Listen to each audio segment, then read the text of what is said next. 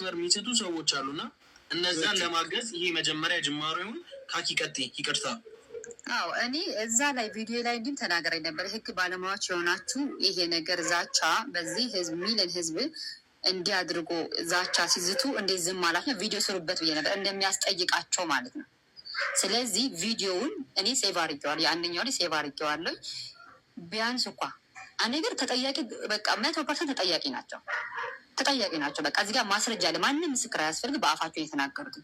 ኢቭን ራሱ አንድ ነገር ጎረቤታችሁ ሄዳችሁ ዛቻ ተውና ይሄ መግደል ምናምን አይደለም እንዲያደርጋለሁ ብላችሁ ብትዝቱ እስር ያሳስራል። እዚህ ከሆን 1200 ሰው የህግ ባለሙያ ያለ ፖሊሲዎች ትኖራላችሁ፣ ብዙ ሰዎች ይኖራሉ።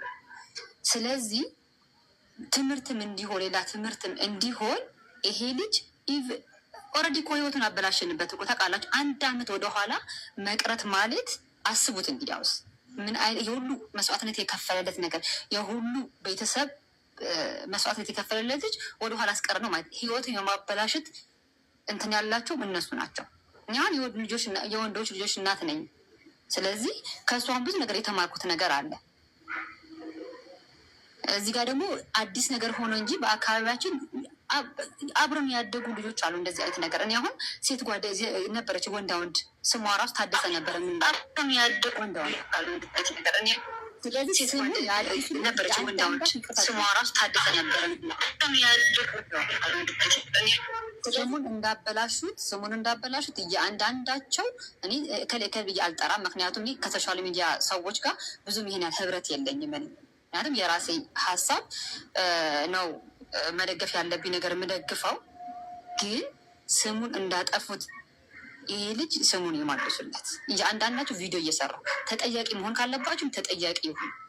በቃ ይሄ ነው የምለው። ምክንያቱም ይሄ ልጅ እናቱ እንደዚህ እንዲሆን እንዲሆን የምትፈልግ እናት አለች እንዴ? አንድ ነገር ደግሞ ልጅ ያላቸው ሰዎች ናቸው ቪዲዮ የሰሩት ደግሞ ትልቅ ቲክቶከሮች። በቃ ከላይ ብዬ መጥራት አልችልም እኔ። ብዙ ቪው ያላቸው ሰዎች ናቸው እና እንዴት ነው ማናስበው? ነገር ኢትዮጵያ ህዝብ ደግሞ ቲቮዞ ነገር ነው ያለው። በቃ ይገደል ከተባለ ይገደል ነው በቃ። እዛ ኮሜንት ላይ ብታነቡ በተለይ ይሄ የመግደል ቻንሴ ምናምን ነገር የተባለው አንድም አለ የሃይማኖት እንዲሁ ምንትን ነው ስሙ ማን ጥሩልኝ አንድ ልጅም ነበረ ዛሬ ነው ምናምን ነገር አዳምጡኝ እያለ የሚሰራ ልጅ ውጭ ሀገር የሚኖር ልጅ እሱ ራሱ ሳይቀር የሃይማኖት አውቃለሁ የሚል ልጅ ነው። እንግዲያውስ እሱ ራሱ ቪዲዮ ሰርተውበታል። ስለዚህ እኔ ከአንተ ጎን ስለቆምኩኝ